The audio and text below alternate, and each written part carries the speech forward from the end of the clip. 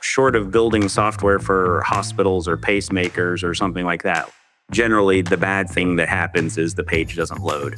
Like if it's down for a day, it's okay. That buyer will come back tomorrow, or you could probably get them back. But if you're hungry at lunchtime on Friday and you show up at a restaurant and they're down or something's not working, they don't get a chance to remake that. Like that revenue's gone. Welcome to Platform Builders, the podcast for leaders in software development to talk about the future of SaaS. I'm your host, Christine Spang, CEO of Nihilus, and I'm here with my co-host, Isaac Nassimi, our head of product. Each week, we'll be interviewing different builders to discuss the magic of software development. Platform Builders is brought to you by Heavybit, the leading investor in developer-first startups. For more information, visit heavybit.com. If you're interested in being a guest on this show, or if you would like to suggest a topic, send us a DM on LinkedIn. Do you go by Anthony or Tony?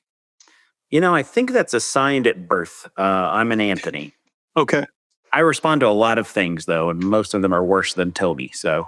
All right, Mr. Presley. There you go. So I did some reading on you, and you have some very fun and unusual roots that got you into this industry and this career track. I saw you started in game development. Can you tell me a little bit about that? I did. I actually started, prior to that, I started in game hacking. And so my dad was stationed in Cairo, Egypt. He was a Navy entomologist and was studying and building vaccines, which is a very controversial topic now, but in 1990, it was not so much. This was pre-internet, pre-iPad, all dial-up modem stuff. And in the summers, we'd come back to the States and buy games on floppy disks or CDs at some point. And I'd take them back. My friends and I would take them back from the States back to Cairo. And then we'd figure out how to swap them around. And there was inevitably some sort of copy protection, which anybody who isn't as old as I am, that would be, on page 3, paragraph 6, the third word is whatever, and you'd have to fill that in. And that's how they would keep you from distributing copies of these games. And so we would figure out how to hack the games and remove that copy protection.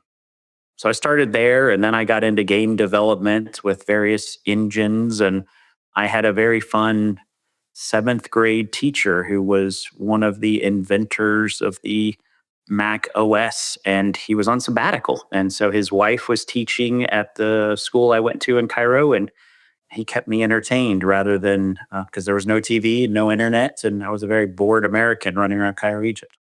Wow, I'm pretty sure I benefited from some of your cracking early in the days, because I used to download the games with the enclosed, we included, what you need to actually make it work. You found it, yeah.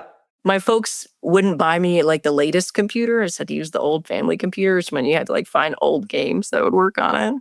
Yeah, no, I get that. Did you have a hacker name, Anthony? I didn't have a hacker name. Not that I can recall, but that was 30 years ago. But yeah, not that I remember it. Don't worry, you're beyond the statute of limitations, I'm pretty sure. One way or another. It's true. Nobody's coming to get me, I guess. So you said you worked on game engines, things like that. Can you tell me a little bit more about it? And the reason I'm really curious about this is because I learned to program by working on games myself, and it was a great experience. Yeah, the gaming, I would recommend anybody actually go learn how to do software development on games. Just the algorithms, the technical stuff that you have to learn, whatever the technique is, especially when you think about how you have to do game development or graphic design and graphic elements inside of a small resource-constrained computer, which now my iPhone is way more powerful than anything I had at the time.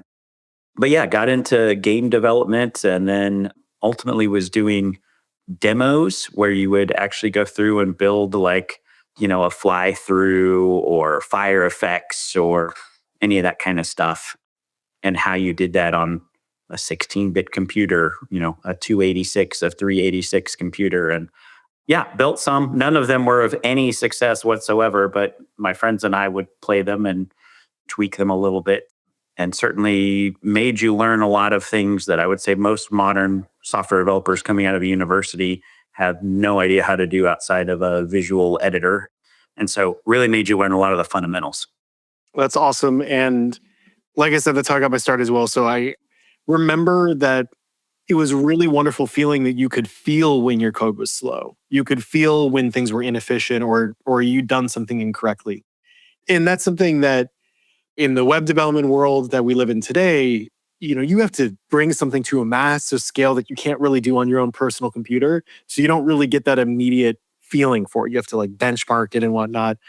I agree. Everyone should screw around with it. Great experience. So what happened after that? Yeah, no, I was in college.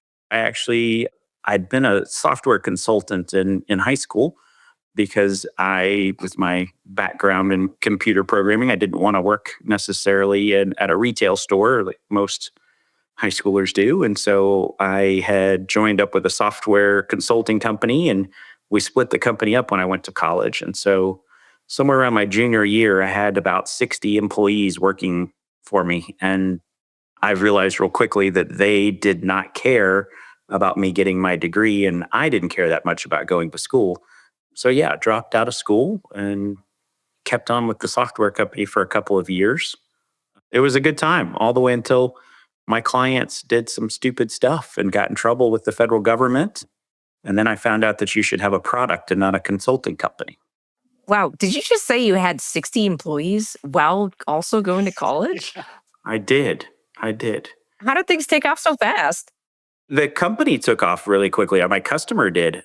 I started in the software space. We built custom ERPs, vertical software ERPs for an attorney. And he had an advertising agency and did some other things in the patent and invention trademark space. And he had an advertising company that worked, and they were giving him horrible leads. I mean, he was spending a whole lot of money. His cost of acquisition was through the roof. And I just thought, hey, if I could beat what they're doing, would you give me your business? And I beat them, and I picked up all of their advertising business. And next thing I knew, I had an advertising and media company, and we were shooting Super Bowl ads. It was a little crazy. It sounds like you acted with a ton of agency. What made you feel like you could just go and start something while you were, in college? I was just dumb. I mean, I don't, nobody told me I couldn't do it. So I thought I would try it. It's one of the reasons I like working with startup incubators and that kind of thing. Like you've got young people who don't know any better. Like here, I'm going to run through that wall. Like they'd never run through the wall. They're just going to do it. And so I unfortunately, or fortunately, went and did it. But yeah, I saw a problem that a customer had and thought I'd fix it. Love that. So you mentioned that you learned this lesson from building this company where it sounds like things got a little crazy in terms of your product roadmap. What happened there? So we started as a services company, and we're really just building for a couple of clients. I mean, this would have been 1998 to 2006, somewhere in that range. SaaS wasn't a thing. I didn't know that you could charge by the drink or by the month. And so we were just billing hours, regular services company or by the project or by the milestone. And then when our main customer, it was 90% of our revenue, got in some trouble, I went back to the drawing board and went, okay, well, how do we diversify our revenue? How do we spread that around? How do we not have this problem again? And so we went to building products. And what kind of products did you build? We started building a couple of different things. We built a warehouse management product for a bit. We partnered up with another group and built something called Smart Crop, which was these little sensors that you would put out in an agriculture environment, and they would monitor your soil temperature and humidity and water and let you know when you're supposed to water, that kind of thing. And ultimately, we settled on a product called TimeForge, which is a workforce management product, and we built that. And didn't know you could raise VC money. That was not something that I knew about. Well, I was in Lubbock, Texas. There's not a big VC group there. And so we built it with the services company on the side and then focused a bunch of our efforts building this product and started leveraging all the SEO and all that kind of stuff and managed to get paying customers. And then they told us why all of our software was the worst thing on the planet and we needed to improve it. And then they started providing feedback. And so we did that. Man, first of all, the smart crop thing sounds really cool. It sounds really ahead of its time, Very much so. which I know can be a bummer in retrospect because you know that if you started that maybe 5 or 10 years later, something like that, it would have been really the right time to bring it to market. So I'm sorry. I appreciate that. Yeah, no, that's exactly what happened.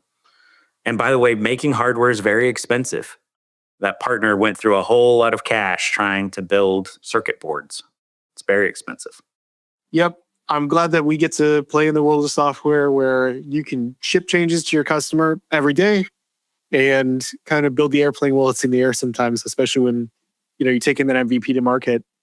So tell me what happened after that. I mean, we kind of fast forward a little bit around some of the stuff, but yeah, we grew, we learned, we went to our customers and we thought we had the coolest idea on the planet. We were going to build this automatic scheduling software that you would just sit down and a restaurant manager would have a pre-built schedule and it'd be done. And we went and showed it to the first couple of customers and they told us, we pay our managers to build schedules. I don't know why we would also pay you. And that's what we were told in 2007 and 2008. And so we said, well, what do you need? And they went, oh, we need HR compliance and we need clock enforcement. We need all these things. And so we went out and built those things and managed to get some customers in the restaurant and grocery space.